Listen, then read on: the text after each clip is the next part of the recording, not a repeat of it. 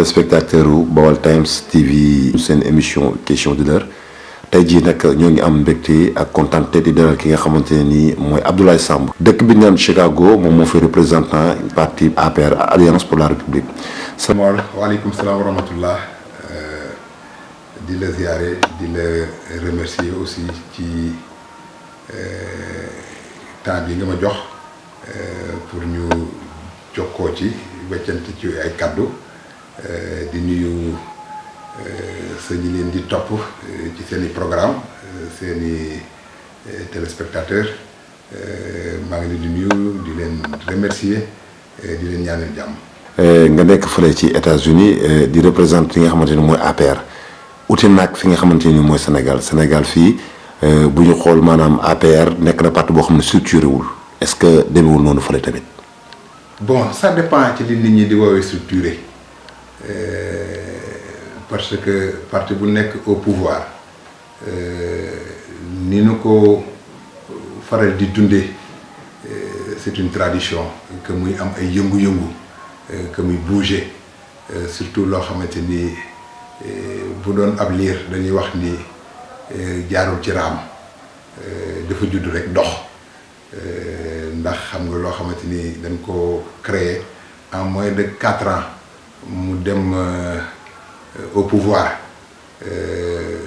buñ ci amee li ñu ci am actuellement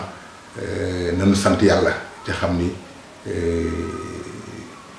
discipline ak expérience avérée moo ko waral ndaxte amoon na yeneen parti lu mel noonu lu arrivé leen lii ñuy dund actuellement tey jii duñ ko dund ci lépp nag vraiment maa ngi remercier di féliciter suñu mbokku militants yi nekk ci àdduna bi yépp parce que li ñu arrivé du lu ndaw ci yombut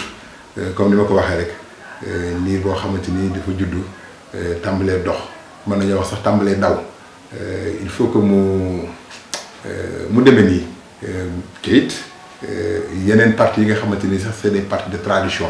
yu mel ni ay PS yi fi def presque bientôt 60 ans lu mel ni ay PDS yoo xamante ni ñoo ngi dugg dans la quarantaine ak yeneen ak yeneen ak yeneen seen i yëngu-yëngoo gën a fort suñu yëngu-yëngu seulement nag li olof yi di wax rek ku boot bukki xaj baaw la bët yëpp dañoo braqué sur nous et c'est normal parce que ñoo nekk au pouvoir mais parti buy dund il faut que mu am yëngu-yëngu structuré nag man xaw ma lu mu tekki wax dëgg yàlla parce que am nañu ay section yi am nañu ay ñu koy coordonné am nañu ay cellules bon am nañu bureau politique am nañu lépp loo xamante ni à partir daf ko war a am bon parti nag quand on est en démocratie li nit ñi di wax naan dañoo structuré wut boo xoolee structure bu ñu wax ci parti rek mi ngi ci APR peut-être dañuy wax ay problème de discipline nangam xëy na loolu lu ñu bëgg a wax mais c'est discipliné seulement nag quand on est en démocratie aussi il faut que débat yi di poser wu et puis aussi di tàng et c'est normal la politique c'est comme ça et les partis aussi évoluent comme ça noonu la ñuy màggee macha allah. sëñ Ablaye li nga wax dëgg la mais dañoo bëggoon a xam est-ce que ci APR déjà nga commencé def politique wala sa ànd ak APR nan la demee wala bien avant boobu da nga politique ba APR ñëw war a déet. waaw yàgg na ma politique nag parce que man maa nekkoon vice-président nationalu PS aux États-Unis yàgg na man dama bokk ci ñi nga xamante ni ñoo créé la première cellule la première section PS aux États-Unis au début on était à peu près 4 5 6 copains yoo xamante ni dañu gëmoon Diouf man dañ ma daan wax tu es un dioufiste bon j'étais plus dioufiste que PS loolu aussi c'est une réalité moo tax bi mu demee en 2000 ak dem bu vraiment louable bi mu demee mu nekk une leçon en Afrique toog naa pendant longtemps vraiment amul benn activité politique bon si je dis activité politique maanaam milité activement ci parti mais j'ai toujours eu vraiment des activités politiques toute ma vie bon flirté naa période boobu ak quelques leaders politiques au Sénégal j'ai des amis yoo xamante ni bon j'étais très proche de leur parti ku mel ni mon ami Talla Sylla avec Alliance pour la République avec Jëf Jël. Talla c'est mon ami ba léegi on est resté très proche et très copain parce que ku ma naw la ci arène politique bi. milité naa si nekk naa ak moom ci politique bi ànd na ak moom voyagé aux États-Unis daan na ñëw di ñu fekk si Chicago ñu ànd di dox di wax di ko dajaleel ay mbooloo yu bari donc def naa politique avant may dugg ci APR am naa ñeneen ñu ma flirteel ñoo xamante ni aussi bon xóotuma ci seen biir lool waaye dugg naa ci seen buntu parti taxaw yërlu déglu xool dellu ginnaaw am na si ca du benn du ñaar et à juste raison bon APR nag li ma si dugal mooy Macky dama ko yàgg topp le président Macky comme un politicien di ko déglu gis ci moom vraiment benn ligne de conduite bu rare chez un politicien constance bi rigueur bi mais surtout discipline bi parce que ba léegi amul benn politicien bu ko jéppi ci ñi nga xamante ni ñooy ay naataangoom donc gis bu xuloo te boo dee jël âge comme ñun yu mel noonu dañ koy soxla def une politique sereine sans pour autant nga verser dans l'insolence wala ay caaxaan doo ko gis ci moom mësul am ci moom et loolu ça m'a vraiment convaincu bon mi ngi ñëw en 2010 la ñëw Chicago fekk booba avant muy ñëw gis naa ko déglu naa ko xool naa ko problème bi ma amoon ak le président Wade maa ngi ko doon suivre de près metti woon na lool mais saalitul benn yoon ni mu tàggoo ak moom itam adduna bépp te ci seen bët ba bi muy créé son parti et loolu moo nekk presque mën naa wax bu doon ci guerre la ñu nekk mooy coup de grâce bi ma daaneel. nga xamante ni vraiment j'ai levé mes bras en haut en l'air ni leen kii laa doon wër wallahi donc quand il est venu à Chicago en 2000 ñu dalal ko teeru ko vraiment mu doon wër aux États-Unis di implanter ay section c'était en 2010 avant loolu fekk mu def presque lu war a jege 4000 villages au Sénégal lu mësul am dans l'histoire politique du Sénégal mën nañu wax sax de l'Afrique wala du monde koo xamante ni askan wi nga war a jiite ji ëllëg jóg nga dem fekk leen def ay sacrifice am na ñu ma wax sax ni ma fas sax am na dëkk yoo xamante ni ba mu fay dem ci Sénégal moom la war am ñoo xamante ni dañ ma pirogue la traversé lañ ko jàllalee mu nekk loo xamante ni vraiment bokk na ci li nga xamante ni ñii laaj réew mi ak ñii nga xamante ni bëgg nañoo def une vie politique assez riche war nañ ci bàyyi xel di ci xalaat di ci gëstu ni nga xamante ni noonu la def ba jël pouvoir bi c'est pas un hasard waaw moo tax it bi mu jëlee pouvoir bi ñëpp teg nañ seen bët quand il est venu à Chicago en 2010 fekk na fa ay sympathisants fekk na fa ñoo xamante ni wax dëgg yàlla li ñu gis xool ko déglu ko ci moom doy na leen ça a été très facile mu ñëw ci conditions yi xawoon na difficile parce que daf ko fekkoon dans une tournée ànd ak une délégation bon délégation bi mon ami Alioune Badara Cissé mi ngi ci ak ñeneen bon mu ñëw ñu dalal leen toute une nuit fanaane waxtaan ak ñoom weccante xalaat question réponse raful dem directement ci question yi dem directement ci réponse yi vraiment bàyyi fa impression bu extraordinaire ba mu départ rek ci la convoqué une réunion man ak ay quelques copains ak ay sunu ay jigéen sunu ay sœurs ñu ni leen taxawal une section APR jàppale waa ji mu jël réew mi boobu ba léegi ñoo ngi ci di liggéey macha allah muy itam ku neex liggéey parce que la mu ñu wonoon ba muy jël réew mi ba muy laaj réew mi ba fi ñu toll moom la ñu gis ci moom amoon na lu fi nekkoon moo ñu naqari woon moom la ñuy xeex buñ ko xeexee nag ba jot ci ñun bu fekkente ni ci loolu la ñuy wëlbatikuwaat di ci dem di ci booxante di ci xëccoo kon la ñu waxoon gëmuñu ko parce que dañu wan ko ñu defal une gestion vertueuse et sobre des affaires de la République mi ngi ci toi fakal la mais ñoo ngi doon suturaal ñoo ngi doon faj suñuy soxla booba ba léegi loolu fekk lu ci donc loolu dong la ñu bëggoon mu yoral ñu réew mi ñu dellu ci suñu yitte nekk ci suñu yitte di ko jàppal nañ suñu kéem tolluwaay kattan ci li ñu mënoon waaw loolu daal laa mën a wax ci li ma indi ci. xam naa ne loolu lii sax bokkutoon ci laaj bi parce que ñoo ngi waaj a jeexal suñu temps bi mais gars yi nee nañ Macky li mu diggee woon waxu ci dara de parce que gars yi nee nañ ne gestion sobre bi nga xam vertueuse bi demul noonu gars yi Sénégal gars yi waxu ci loolu de xanaa Europe wax loolu. adduna bépp wax loolu. y compris le Sénégal. xam nga la presse sénégalaise nga jégal ma ci nga bokk. dañuy ab presse bu complexe man du ma wax vicieuse mais presse bu doy waar la xam nañ li xew wóor na leen ni fee mu jëlee Sénégal en 2012 ak fi ñu toll tey jii en 2017 war rek sore na lool li nit ñi daan wax fii amoon na ñoo xam ne da doon ñaan sax naan na fi ay militaires ñëw parce que jikko yi yàqu na jikko yi mais en 5 ans en 7 ans li fi yàqu yëpp mënuñu koo defar ci it waxul ni dafay defar jikko yi fi yàqu yépp parce que bari na mënu ko régler sinon bu ko jéemee régler du liggéey ci war naa liggéey ndax Sénégal tout est priorité tout ndox meeg courant beeg infrastructure routière yeeg infrastructure sanitaire yi lépp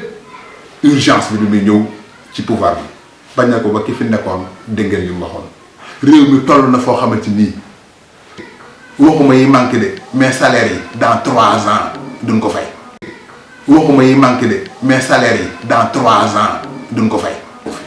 et à juste raison échec total moo fi amal bi muy jël réew mi presque mën nañ ko wax waxuñu ko ñoom ñoo ko wax jikko yi yàgg nañoo wax ni yàqu na bon distraction nag boo xamante ni moom moo koy tardeel ab liggéeyam du ci dugg waaye am na yoo xamante ni. mënu ko ñàkk a def boo duggee ci ab tool lépp di am ñax lépp di ay arbuste nga war a bay war a wóoc war a def lépp mais doo dem fekk ëkk yi nga xamante ni benn bu ci nekk mën na laa paaseel ab nawet nga ne ci loolu ngay tàmbali dajji la nga soxla rek ngay falaxe rado bale lakk ba ji commencé nañ ci yu mag yi di dajji ndànk ci it mi ngi ci waaye ku yaakaar ni du jëflante ak ñi nga xamante ni ñoom ñooy def li fi warul da ngay nax sa bopp il a le temps 5 ans nga la fi def corrigé na lu bari nag ci it dina continuer di corriger ji am na yoo xamante ni itam li ñuy wax rek boo dee dem tool di romb dégg ca mbott mu ŋaax nga wëlbati ko jëflante moom mais doo egg ca tool ba mënuloo régler loolu lépp te it amul lenn loo xamante ni yàlla sàkk na ko mu parfait yàlla bëgg noonu adduna bi sa biir kër léeg-léeg nga gis fa loo xamante ni da ngay gëm ba tux lu tàngam la ko parce que mën na laa yàqal loo xamante ni jëru ko ci li nga war a liggéey bari na am na fi ay benn mënta ñàkk benn yooyu nag bu fekkente ni ci la nit ñi teg seen bët di wóoruñu lu dul loolu bu soobee yàlla dinañ wàññi benn wàññi ñaar wàññi ñett parce que mënta ñàkk mais nag li réglé wu bari na lool ci dina continuer di réglé wu duma ni nag mukk duñu gis lu mënta joxañ parce que loolu amul fenn ci àdduna ci du am fenn États-Unis yi lañu nekk États-Unis la fa nekk gën a doy waar lépp man Chicago gi ma dëkk seen 3 derniers gouverneurs yi mën naa wax ne ñoo ngi ci biir kaso bi kaso joomul kenn ñépp ci bokk yëpp waaw am na koo xamante ni ban ko falee jotuta dem palais ci mooy gouverneur ci gouverneur ëpp doole maire ëpp doole lépp presque à part président de la république état ba laa la wax gouverneur baa fa ëpp doole gouverneur bi ñu fa mujj a fal mi ngi ci biir kaso bi congressman yi ñoom doomu Jesse Jackson Junior congressman la dañoo dindi immunité ma ngi ci biir kaso ba ak ñeneen la loi c'est pour tout le monde au contraire sax ponkal yooyu di jox ay moyens pour ñu liggéeyal askan wi ñu defee ni dégg nga maam c'est une fin en soi di ci def lu war ak lu wër ñoom lañu war a njëkk a jëflanteel sax avant ñu egg ci jaakatu ginaar yi nga xamante ni peut-être sàcckatu ginaar yi nga xamante ni peut-être xiif a tax ñu def loolu waaw ku xiif sax mën nañ koo baal waaye ku regg ba wóor ni ñi regg nañ ñu wëlbati ko di saaxee affaire yi itam quand même bu ñu trop c'est trop bu ñu exagéré Mor. jërëjëf téléspectateur yaakaar naa ne kooku mooy Ablaye Samb représenté ki nga xamante ne mooy APR fële ci Chicago États-Unis Ablaye yaakaar naa ne ñu ngi waaj a tëj sa mot de la fin ak téléspectateurs yi nga xamante ni ñoo doon topp ci seen chaîne Baol Times. waaw xanaa di leen remercier rek ak di leen souhaiter vraiment beaucoup de courage et beaucoup de chance parce que lii dafa war Baol Bawol dafa nekk une ville traditionnelle boo xam ne lu bari daf fi tàmbalee lu bari daf fi tàmbalee teel a jóg waaye ñoo ngi am yaakaar fi mu toll xëy na lépp du mën a gën a sotti waaye ñoo ngi ci yoon wi pour Bawol changer de visage ñoo ngi ci am nañ ci yaakaar ndaxte suñu génération leader yu bees yi ñoo ngi ñuy jox espoir yàkkamti nañ moom yàq na lu bari dara weesagut ci ku bëgg a def lépp fépp nit ñi dañuy ànd ak yow ci patience ak intelligence te bañ a ànd ak yow ci émotion ak xol waaw loolu laa ci bëggoon a dolli te xam ni suñu réew mi di Sénégal ñun ñëpp ñoo ko bokk bu ay émotion tax ñu bañ a gis la raison dëkk bi mi ngi changer dans tous les domaines énergétique hydraulique fi mu nekk on est en train de renouveler wala de moderniser le réseau hydraulique du Sénégal depuis 60 ba jëlee indépendance ba léegi kenn laal secteur boobu dafa dee woon complètement kii héritage bi mu am dafa diis macha allah ñoo ngi tabax ñaari usines yu bees à Dakar biir Sénégal yépp château d'eau yi forage yi ma ngay mel ni ay champignon électrification bi au Sénégal ci bu ndax kenn gis nga élection yi ñu fi jaar ne 2012 meloon mu am 60 et quelques pour cent bu ñu defee analyse bu pertinente bu fidèle bu honnête dara wàññi koogu ci muy ñaari législative yi ñaari locales yi référendum bi yëpp 60 boo ko xoolee 60 et quelques pour cent yi mu amoon ba léegi bu yokkuwut wàññeekuwut ci présidentielle bii ñëw ce sera la même chose parce que nit ñi bu ñu yemalee Sénégal ci diggante Thiès Diourbel Mbacké Bawol ba dugg biir Touba le Sénégal c'est 45 départements c'est 14 régions c'est 14 millions d'habitants sóoraale leen waa Casamance waa Fouta waa Sénégal oriental